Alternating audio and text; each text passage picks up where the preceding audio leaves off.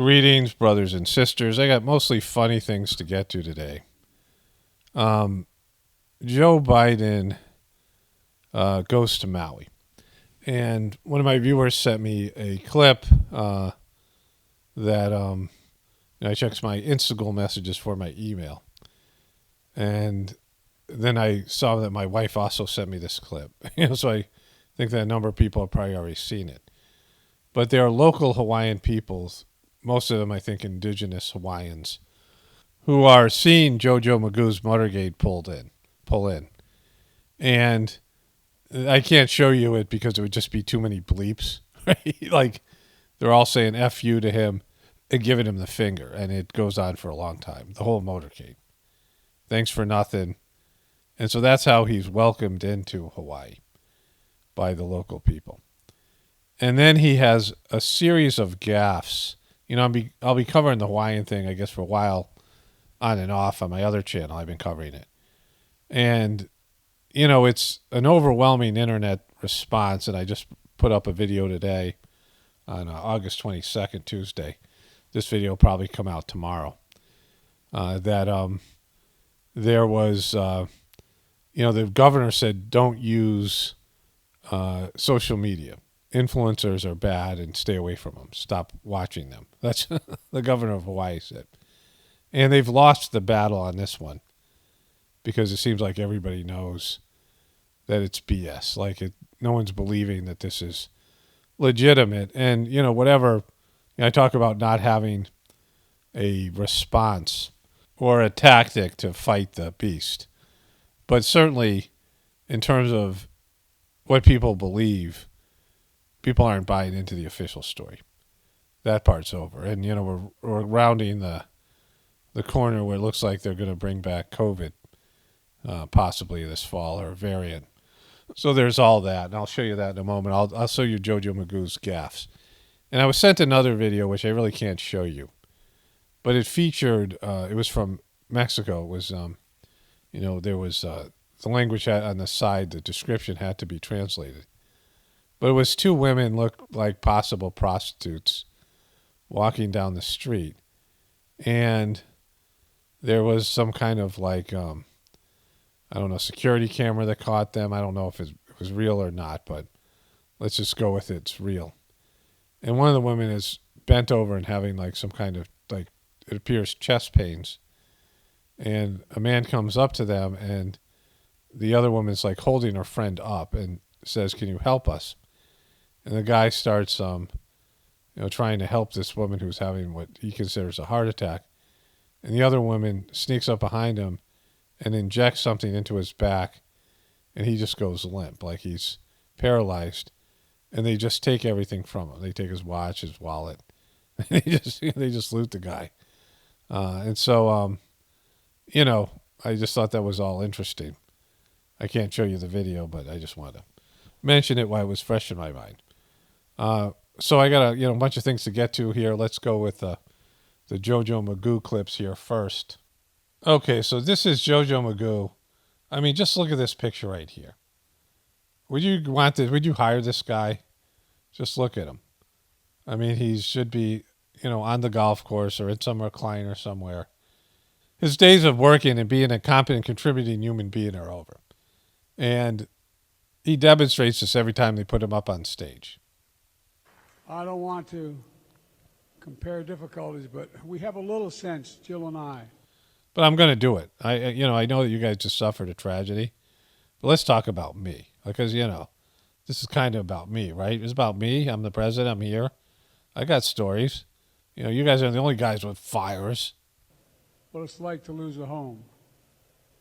Years ago, now 15 years ago, I was in Washington doing Meet the Press. In your home in Washington, D.C. as a senator, your second home. It was a sunny Sunday, and lightning struck at home on a little lake that's outside of our home, not a lake, a big pond. A big pond. I don't want to over-exaggerate my luxury house in Delaware. While I was in my house in D.C. And hit a wire and came up underneath our home into the heating ducts, the air conditioning duct. To make a long story short, Too late for that. I almost lost my wife, my 67 Corvette, and my cat. Are you serious?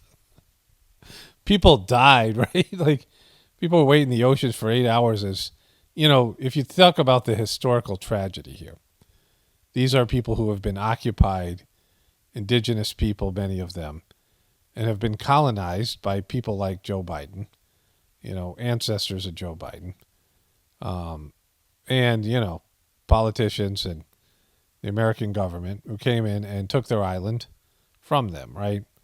The indigenous people. And they have their own little bits of land, oceanfront property in Hawaii, and this, sort of upscale neighborhood. And now all of that's been taken away from them.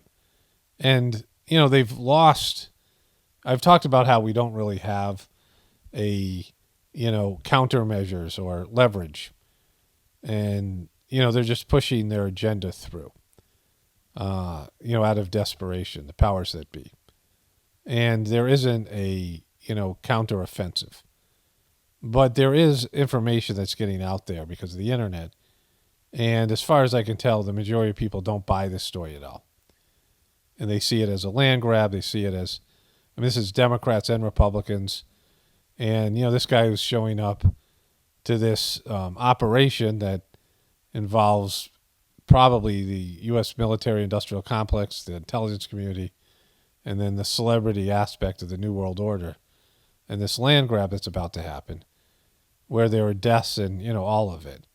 And he's comparing it to almost losing his Corvette, right? To almost losing his wife and cat. Just think about it, like how clueless this is. And it gets worse. But all kidding aside. All kidding aside. It's a good time to be kidding, right? It's a good time to be a kidder. I watched the firefighters, the way they responded. There's an old expression. When you were in Washington, D.C. and your Delaware home was burning? I grew up right across the street from a fire hall in Claymont, Delaware. And, Pennsylvania? Is that in Pennsylvania? And the expression is... He's got the Crypt Keeper mullet in full effect here. God made man, then he made a few firefighters. You're all crazy, thank God.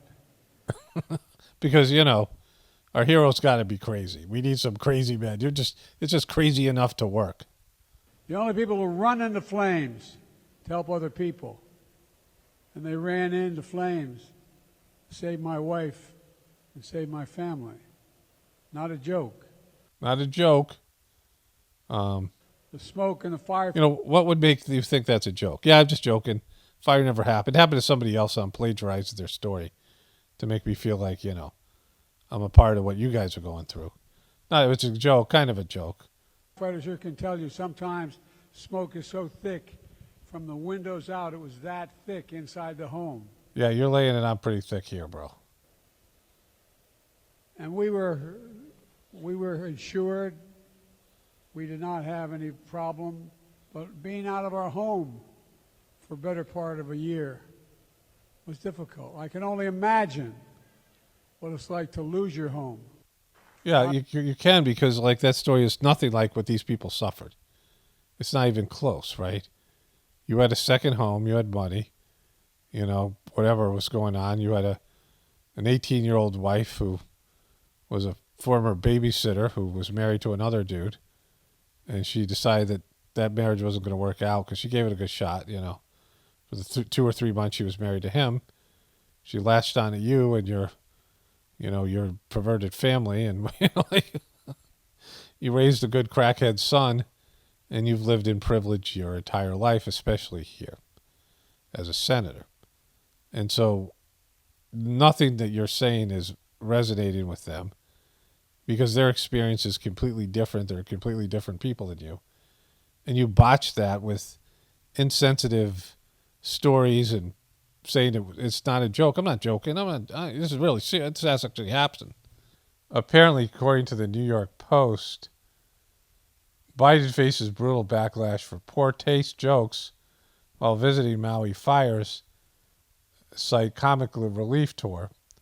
And, people weren't into his jokes here. A long story short, I almost lost my wife, my 67 Corvette, and my cat. So just, everything we've learned to expect from Joe Biden. Okay, I just want to add one thing here. It's time and place, right? There's one thing to make gaffes and say things that are flubs and to flub words, get the wrong words, forget words. I mean, we're going to see all that. We're going to see another example of that. There's him walking around being clueless, being in a daze, looking like a deer in headlights, looking like a guy who's, has dementia. And then there's, a number of different gaffes he's made, falling down, these things, wiping out his bike, falling up the stairs, right? And, like I said, if you have a microphone in front of you, you're going to make some of those gaffes. He's made a career of them, plagiarizing, sniffling, snoozling, groping people, these things. But there is also time and place gaffes where you aren't aware of your surroundings and the mood, being able to read the room, all those types of things. And they just suffered a tragedy in Hawaii and are pretty ripped up about it. It's national news, and there's historical ramifications, an impending land grab, and social media is ripping the official story apart. And he goes there and starts talking about himself and joking about, his tragedy, right? And almost losing his wife and his Corvette and his cat, almost. He doesn't even mention his kids, one of them a future crack addict. And so, he's completely clueless of what's going on around him. The mood, the audience, the circumstances, he doesn't even know where he is.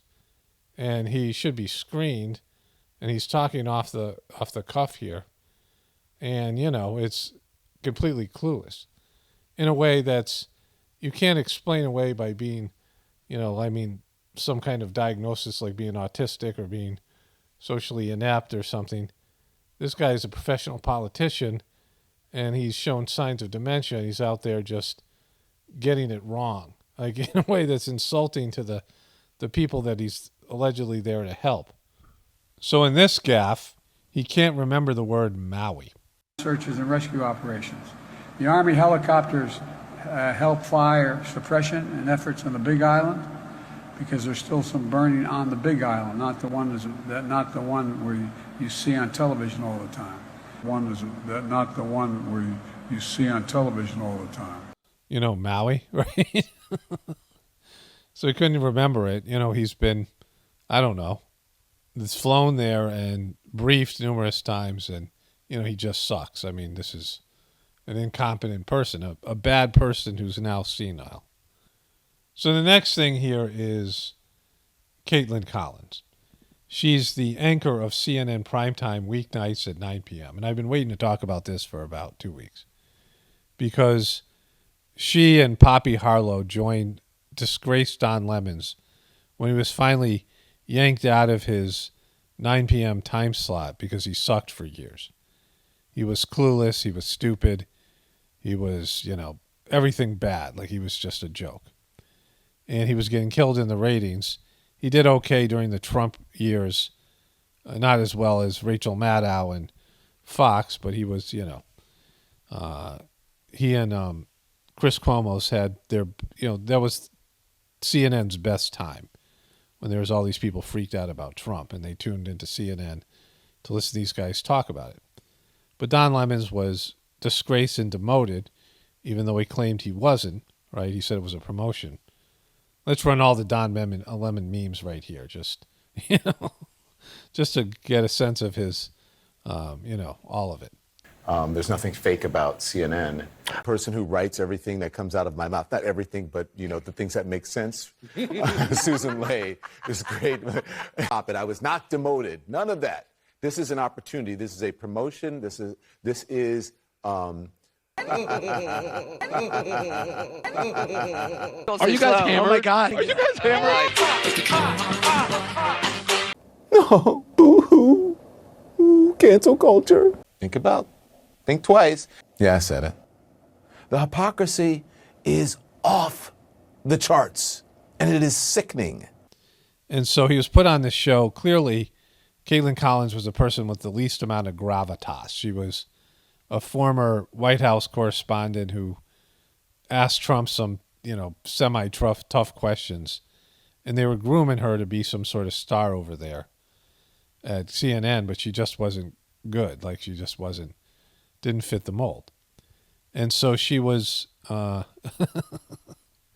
worst of the three people in terms of, she was just kind of there as a mannequin, like almost as an NPC on the show, where Poppy Harlow got into it with Don Lemons, and she had a little bit more substance to her career. I mean, they all suck over at CNN. But Don Lemons was fired for saying insensitive things about women and getting into it with Poppy Harlow. And then he had this disastrous interview with Vivek Ram Swami, or whatever his name is, who Caitlin Collins is now interviewing on Don Lemon's time slot. And so here it says, Vivek Ram Swami's mansplaining to CNN, Caitlin Collins riles up critics. This has got to be killing Don Lemons, because she did a town hall with Donald Trump, and the liberals and the Democrats were upset that she didn't ask him tough questions, and it was a disastrous performance. And she then her past came up as being a right-wing conservative girl from Alabama. This dude right here, brah. This dude said that she wouldn't room with like gay people. I mean, there are some things that she said that were, I think, semi-homophobic. They were considered. The liberals weren't into her. And she's not good at her job like anybody over there at CNN. And here she is with a primetime slot. She hasn't done anything to deserve it. She's taken Don Lemon's old time slot. I just wish they would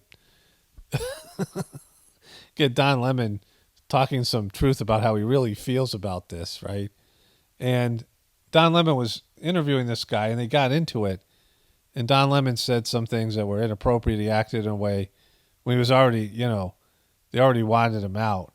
And that was the final straw. And here she is interviewing this dude. Guess what? We'll put a gun in every Taiwanese household, train them how to use it. That is how you make Xi Jinping think twice. Think twice.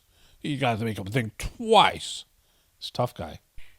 Do you really think that would be a sufficient plan to deter a Chinese invasion if it includes long-range missiles, ground troops, an aerial blockade, a naval blockade? Caitlin. All of the different measures here? Caitlin. Of course. Caitlin.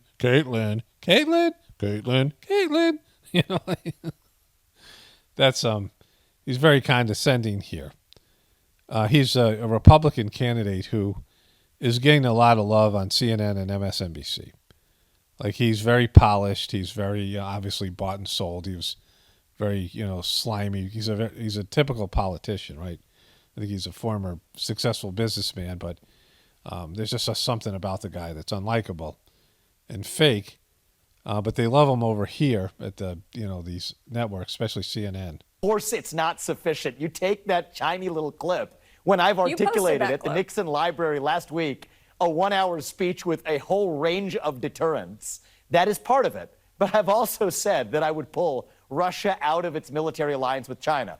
I've also said that we would bolster our partnership with India to be able to close the Andaman Sea and the Malacca Strait. I've also said that we would actually send a signal very clearly that we will defend Taiwan, moving from strategic ambiguity to strategic clarity to say that we will defend Taiwan until we have semiconductor independence in this country. And so, yes, part of this is turning Taiwan into a porcupine. I think exporting our Second Amendment is a relatively free or low-cost way to do that. But I find it laughable that you will take that clip and then put words into my mouth as though that was a sufficient deterrent.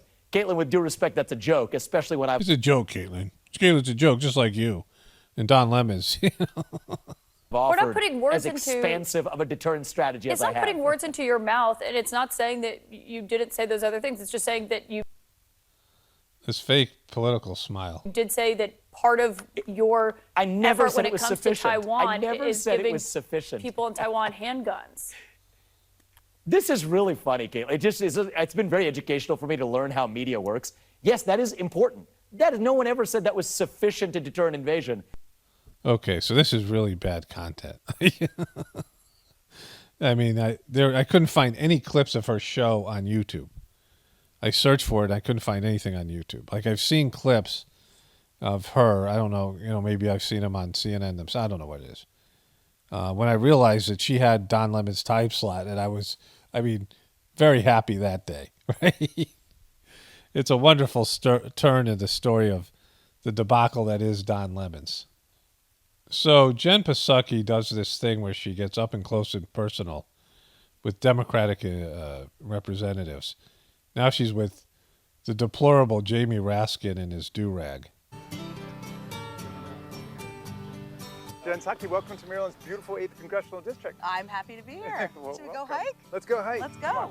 Let's go hike. Like, she has this. Let's look behind door number 2, like this whole Price is Right thing, and this guy, right? Go hike? Let's go hike. Let's go. Look at them, they're chatting out. They're having a conversation. So hiking is a part of your life. It's a part of what you do on a regular basis. How He's a hiker. do you hike? Well, I grew up hiking this park. This part Your of parents Rock took Creek you Park. hiking? Yes. Or I would go with other people, but yeah.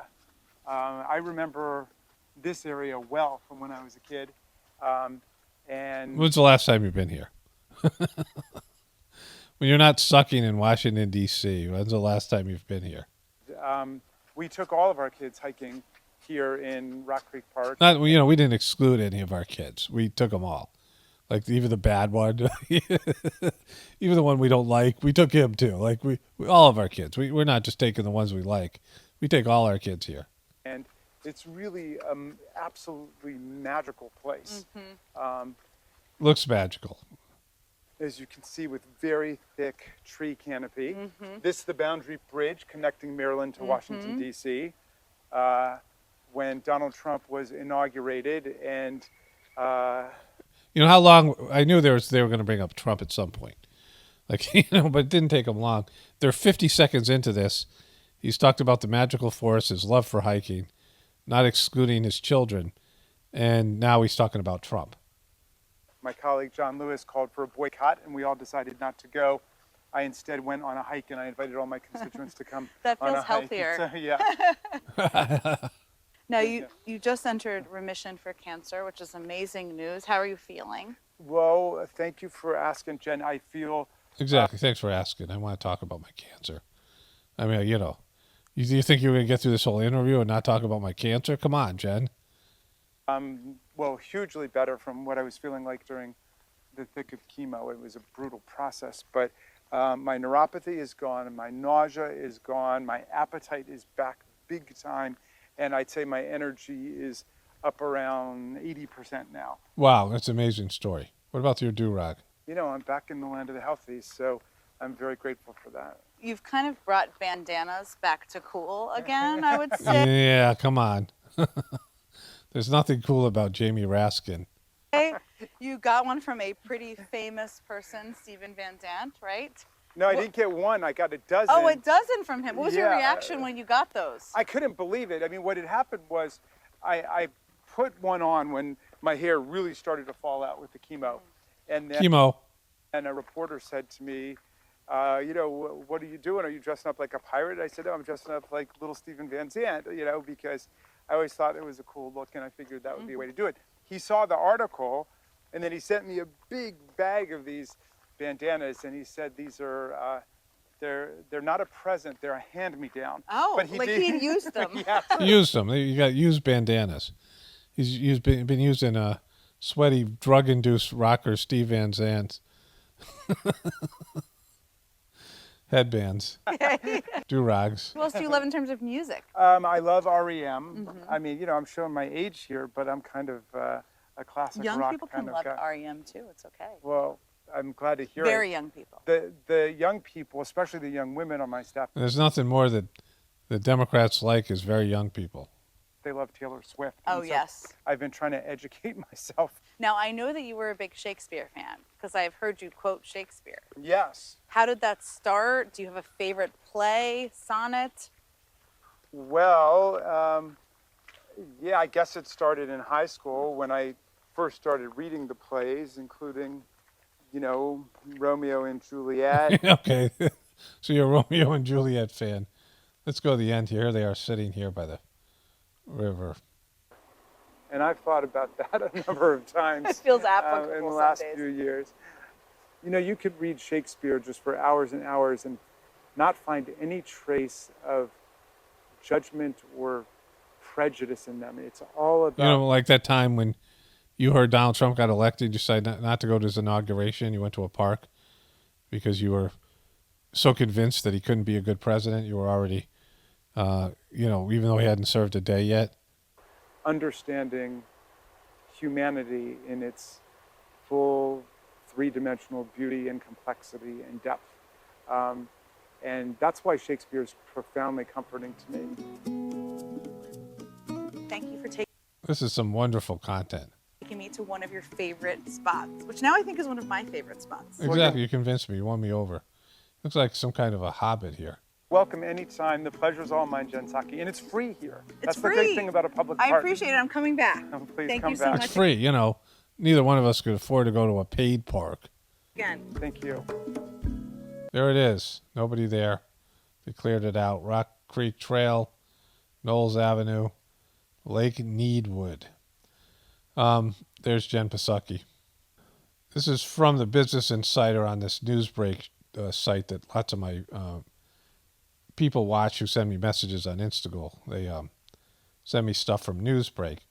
Over 40 countries sick and tired of Western-led order are clamoring to join the group where China and Russia are members.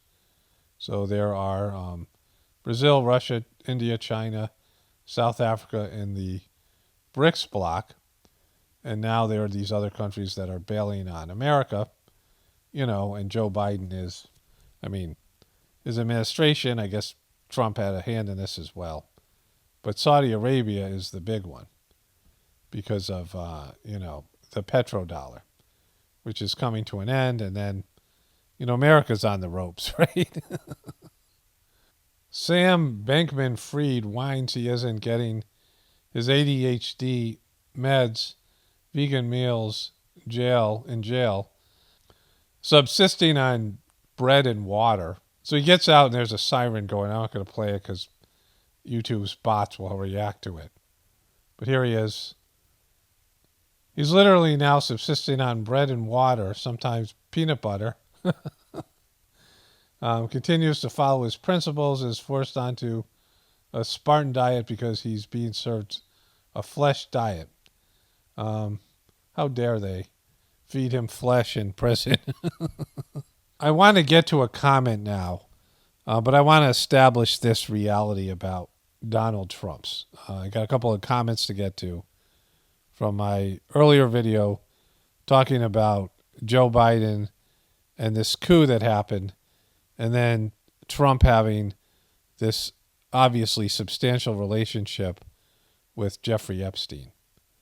And so Trump is giving a speech. This is 7 years ago. Here's what happens. I will call up Carrier, the president, because I have to do it myself. I know it's not. Okay, you see the way he reacts here?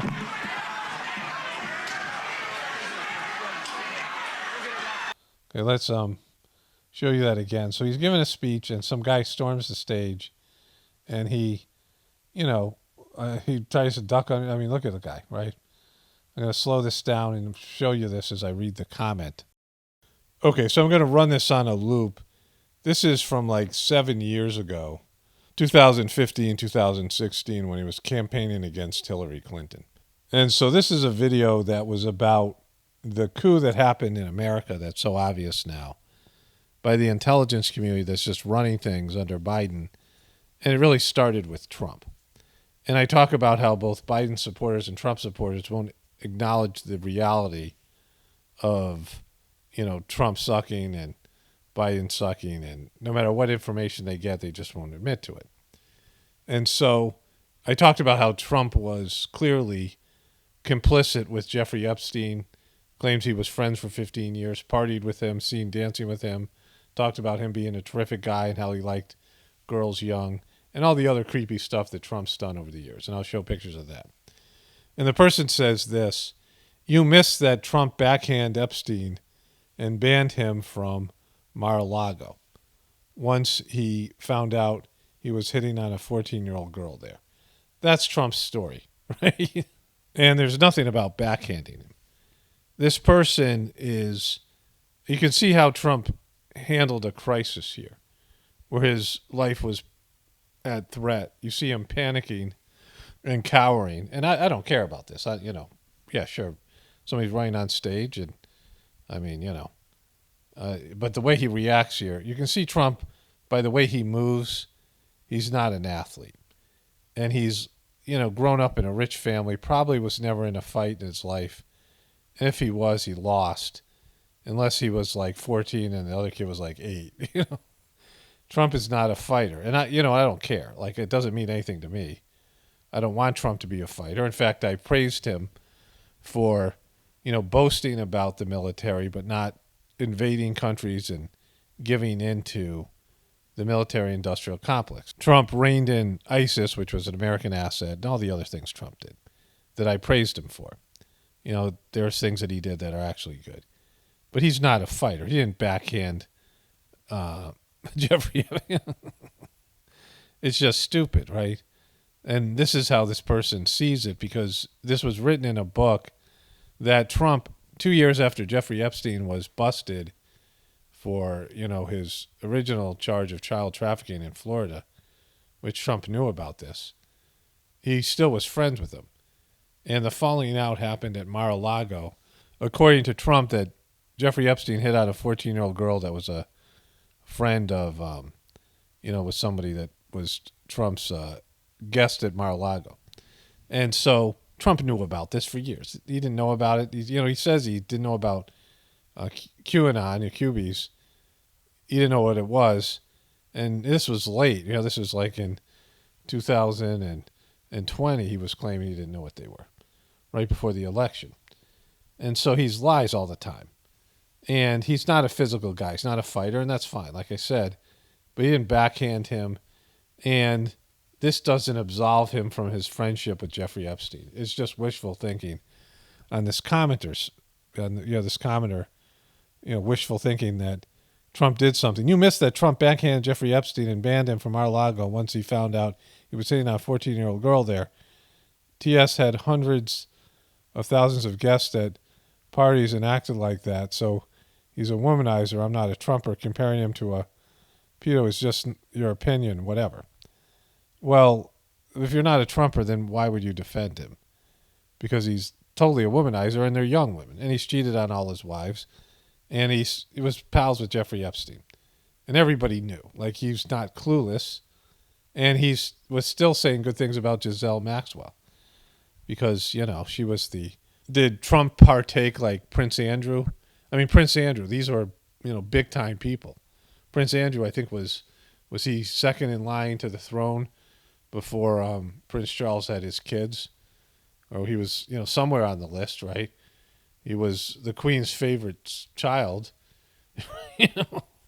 And so, and his wife, Fergie, borrowed money from Jeffrey Epstein and all of it. Giselle Maxwell was was introduced to Epstein by Ghislaine, was introduced Prince Andrew to Jeffrey. And Jeffrey was defending his relationship with, Prince Andrew was defending his relationship with Jeffrey by saying that they had a mutual friend in Ghislaine who ended up being convicted. And he paid $12 million. So, it's Woody Allen and all these other people. And Trump was a part of that crowd. They're all complicit. Whether they're partaking, whether they're a part of it in terms of their actions, they know about it and they accept that this is what rich people do in this depraved world in which they live in. And Trump's, he's always been a part of that. He's never been a non-insider. And then there was another comment along the same lines where the person says, The left accuses their enemies of doing what they do. It's simple. Well, that's true. And so does the right. The left are narcissistic jerks who believe their enemies are just like them. Stop lumping Trumpers in with evil liars. You can call them dumb, but they are not. They are evil. Call a spade, and the person put 2 spade emojis there. Again, the Democrats and the Republicans have been equally complicit and involved in the evil. The Republicans were pushing the military and industrial complex agenda for years, and which led to child trafficking and all the things that exist now. They pushed for a stronger intelligence community and were always the war hawks. And, they faked like they were God-loving Christians, but they were evil warmongers. And now, the power has flipped, and the Democrats, and the liberals have the power. And so they are worse in the sense that they have more power to do damage. And they're pushing the agenda. The agenda is being pushed through them. But the conservatives are all complicit in this and going along with it, all the Republicans. And they were the evildoers. They were the ones with the power years and years ago when I grew up. But more importantly, which I've been stating in a lot of videos, we're all complicit. We all participate in this evil system. When we participate financially, we are buying products from evil companies, and we are supporting the military-industrial complex through our taxes and all the other things, right? We're all complicit. We are all knowingly and unknowingly supporting evil every day by participating in this system. And there are things that we do that are, not great. Now, are they as bad as these other people? No. Like, are we consciously making a decision to murder people? No, but this is the stuff that needs to be done to keep a system going that we all turn a blind eye to. I got a couple more comments about that. This one was, I think, kind of confusing. The person said, Paul, I'm gobsmacked. Are you sure you're not an asset? The undeniable intelligence community coup of America. I've learned so much from you, the fine detail. So basically, there are no leaders for us. Every man has his sins. So disappointing, failed species, and there's no proof. Thanks for all you give us. I'm not sure if that's a negative comment or a positive comment. The thanks for all you give us would be sarcastic if it was a negative comment. It's, the facts are there. Like the system itself, and I covered this with the economic aspect of our system before this, and all of that goes hand in hand with these videos that I put out. It was like 3 in a row. And one of them was called Too Big to Fail. And then there was a follow-up bonus video that talked about this. And then this one with the coup with JoJo Magoo and Trump. We were all brought up and indoctrinated in this system, and we all are socialized and materialized into the system, that our lives are centered in some aspect of the system. And whether we fit in or not, whether we like it or not, it's hard for us to, especially as you get older, to move out of the system and try something different in terms of waking up every day and conducting your life in, like, let's say, an Aboriginal tribal way, like being in a tribe. Like, there's these reality TV shows about this. There's people that go on, like, The Naked Afraid, and these are people who strive to do primitive skills, and I'm sure there's better people that don't go on the show. But these shows like that, where people go out and live in nature, they always lose weight. They always start falling apart physically. They're not able to succeed and be successful doing it. And people going off the grid and things like this, it's very hard to do. And then when people, there's a PBS show where people lived as Puritans, right? They lived in a village, like some Renaissance village, and lots of the people just quit. Like, it was just too tough. It was kind of one of the more interesting reality TV shows. I watched it years and years ago. But people just couldn't hack it. And it was for a short period of time. It's hard for us all to imagine living in a time where things were physically harder. And when you make those adjustments, my family and I started a homestead, and my wife and I are getting back into it in a different way. And we're, sort of turning the corner on at least having, the ability to imagine life without like grocery stores and whatever, growing most of our own food, and it would have to be all of it, and subsisting on plant life and things that are around us. There are plants, and I'm not going to get into it. I'm not recommending anything here. There's dandelions that only grow where people are. My wife's been researching the plantain plant and all of its benefits. She's been making tinctures and doing things like that. And there's all these plants that grow right where people are that are very beneficial, and there's a whole thing, I don't want to talk about that, about the nutrition value and weeds as opposed to cultivated farming plants and all of it. But there's a lot of food available in nature for people, and like all animal life. And there's lots of just things there to help you get through your life. It's to help you assist not just people, but animals and everything else, right? God provides for you what you need. And now we've created our own versions of that. Like we have manipulated through selective breeding and genetic mutation and things, plant life and animal life and all these other things. And so, there's all of that. And we've been trained to eat things that are, natural berries aren't very sweet. Natural fruit aren't very sweet. And all the things that we've cultivated over generations of selective breeding to make them more pleasurable, to make them more, to taste better and be more satisfying when we cook them. But they lose nutritional value because of that, right?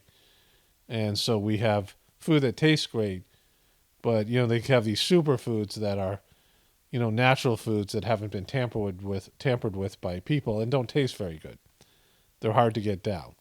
Meats and things like this, the meat that we eat is so much more tender, and, wild animals are gamey and they're hard to eat, right? There's just, they don't have the same level of fat content as domesticated animals. So, across the board, our food tastes better, but it isn't healthier. And it's a metaphor for our system. And so all of us are part of it. There's just no, stopping that. Let me read these other two comments here. Other three comments. These have to do with the Kennedy video. RFK sucks. Stop shilling, Paul. RFK Jr., the truth and God. Now, this was to me, a very balanced video that I made. And I don't know how anybody would see it any other way.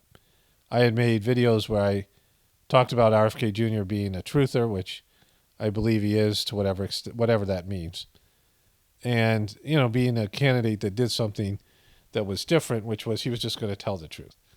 And then I covered two of his ads. Well, then I covered his debacle with the Palestinian, the Palestinian people, what he felt about Palestine and Israel conflict. And he just failed. And that it wasn't truth what he was talking there, whether he's just misled or shilling or whatever. And then somebody talked about his philandering past, right? Where he is, somebody who he cheated 37 women in 1 year, right? Just one, and that wasn't even the worst of it. And then his, other issues that he's had. Let me read the other comments to go with that. Well, let me finish with this person first. And so I wasn't talking about him being a great candidate. I was saying he was different. He's flawed and he has these issues, but I certainly wasn't shilling, because even when I was talking about him like in a different way, the things that I was saying were my observations and my feelings about it. And I said that, I didn't think he was going to change anything. I don't think that's possible. I didn't think he was going to win. And I wanted to see how it played out anyway, because it was an interesting character. And he was already playing dividends by the censorship hearing that they already had. And then the suing of YouTube for censorship. And then also his, the Democratic Party rigging against him. That's great. Like, it's all great, part of the story, and it's all beneficial to us, and it's like truth coming to light. But then he has these other issues. And so it was a very balanced video. I don't know how the person, it's just the overusage of the word shilling, right? And somebody who commented on that comment left their own long comment where they said, with respect, I'm not the opinion that if you cheat on your wife 37 times in a year and make her so miserable or neglect her that she commits suicide, abandoning 4 children. Now, again, we don't know what happened there. It doesn't look good. And I slammed him for that. And certainly cheating on her 37 times is an issue. Like 10 times is an issue. I mean, I think it's 37 different women. I don't think it's just 37 times. You know, he was a womanizer. He had a sexual addiction that he called his lust demon. And that's, you know, a real issue.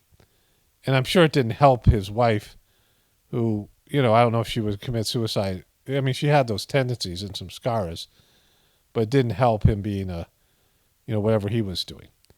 And so the way he treated her, you know, it's, I mean, you don't know exactly what happened in these situations, but it looks bad, which I agree with. But, you know, the decent thing to do would shut your effing mouth up in public, square for the rest of your cursed life, and stay out of any and all leadership positions for anything above and including shift manager at the Memphis McDonald's, which is kind of funny. Not to be anti-spiritual or anything, I've never cheated on anyone. Can I be president too? Or do I need to start shooting the drugs to weigh in? I'm sure you see my point. Please pardon the dramatic tone. You know, this isn't a horrible comment, but the issue here is not whether he was a scumbag or not, because he was. Like, you know, like that's never the issue, right? But saying that he should just hide himself away. Some of the greatest saints were horrible sinners, even criminals, and turned it around. Like, there's a saying in the Sizemore system, as long as there's life, there's hope. The possibility for someone to change. You know, you have to be realistic. And I don't know if Kennedy has a possibility of changing, and I don't think he's going to be a saint. And, you know, I would be shocked if he was. But, you know, he could be a relatively good leader or something. He could, you know, I mean, he could certainly be better than Biden or Trump, right? Like, that's, or, you know, the most recent presidents. I mean, he's, you know, he is whatever he is. You know, and it's a political position where a good person or a saint would be tortured by that position. A quality individual would be tortured by the corruption and the, you know, all of it. And so, you know, I don't think he should hide away, because he's just more open about his scandals. His scandals are right there. They all have them. They're all cheaters and liars. I mean, they all have things that we know about that are bad. And to rate them in one way or another. There's one more comment here. Let me get to that. Because then there's another person who went the other way and said, you are so much better than everyone. It must be so difficult for you to exist around all of the lessers. Well, you know, it's okay. It's not that bad. No, you know, I don't know how the person thought that that's how I came off in the video. I certainly know more about, and I don't know that much about spirituality. Like, it's a vast, it's the knowledge of God is infinite. But in terms of what I know, certainly about the Sizemore system and the stepping onto the spiritual plane of existence, which I was talking about in that video, it's superior. And it's not that you're superior, you know, in some way better than somebody. It's a different level. Like, is a person that graduated from high school, graduate from college better than a person that graduated from high school? Well, not necessarily. They're better educated. But a person who enters into the spiritual world doesn't necessarily mean that they're nicer or a better person, but they're operating on a higher level, where there is people who are 100% material. They don't have any spiritual inclinations, and they can be really successful. They can be celebrated in society. They can be heroes. They can be, you know, stars in some way, political stars, or, you know, celebrities or athletes, rich people, wealthy people, trillionaires. That's still lesser than being somebody who connects to God inside of themselves, even on a just remedial level. That's what my point was there. I'm not saying I'm great at that. Like, I'm okay. I'm kind of a slacker. I've talked about this a lot. Like I recognize my own. I could be better. I could put more effort into it. I could be more diligent about it. I could be, working on my character, all these things. And I know people who are more into it than I am, and people who have gone farther than I have on the spiritual sphere of activity. There's lots of people, certainly in the Sajmark system. It's a hard thing to evaluate, but I know there are people that are, they put more effort into it. And even the current master of the system, Daji, did, until he dropped like a stone, right? He had a spiritual fall, but he was good at it for some period of time before that. And he put a lot of effort into it. But I do put some effort into it, and it's a big part of my life, and connecting with my soul and my heart, the divinity that's within me to make decisions is something that I do. And I understand that to be on a higher level than when I was just making material-based decisions on an egotistical level, having experienced both those things. And that's the point I was making, that even a remedial spiritual person, and whether Kennedy's that or not, it's up to, that's between him and God. Like we can give it our best guess and, give it our best opinion. But just because he was a horrible womanizer and addict, and maybe still is, doesn't mean he can't start working on himself spiritually. Some of the best people have had really bad character flaws and addictions, and they, they overcame these things. And samskaras are very powerful. In the Mahabharata, Yudhishthira of the Pandavas, there's 5 brothers, and they're the heroes of the epic. And they have, a brother who's like one of the the strongest man in the world, something like that. The other one's an expert archer, and their other 2 younger brothers have these various qualities. I forget which. Their dad was cursed, though, that he could fornicate. He was cursed, and he was, as soon as he achieved, whatever it was, climax or whatever, he was going to die because of something that he did. He shot a deer, but it was actually a this whole thing. And his wife developed the capacity to call higher developed souls to her and impregnate her. And she did it with 3, actually, she did it 4 times. She gave away one of her kids when she was 16 and unmarried, who was his father was the divine spirit behind the son.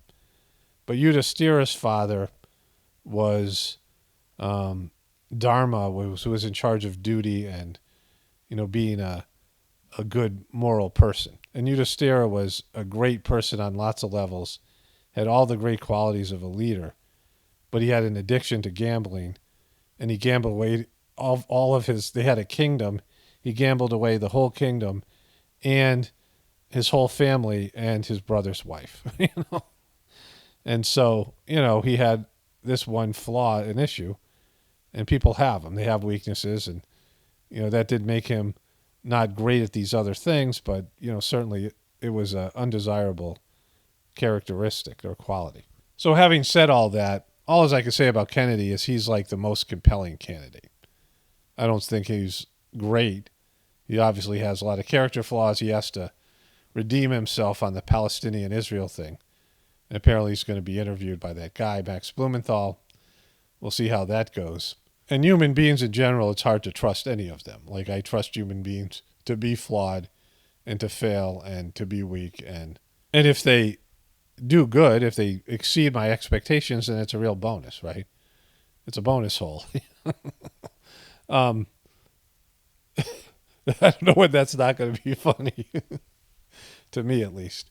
And so, I don't expect people to be great, but sometimes they surprise you. Like, people have a good side, a divine side, and a lower side. And our system and our country, our everything, our social system and economic system and all of it, push for our egotistical lower side.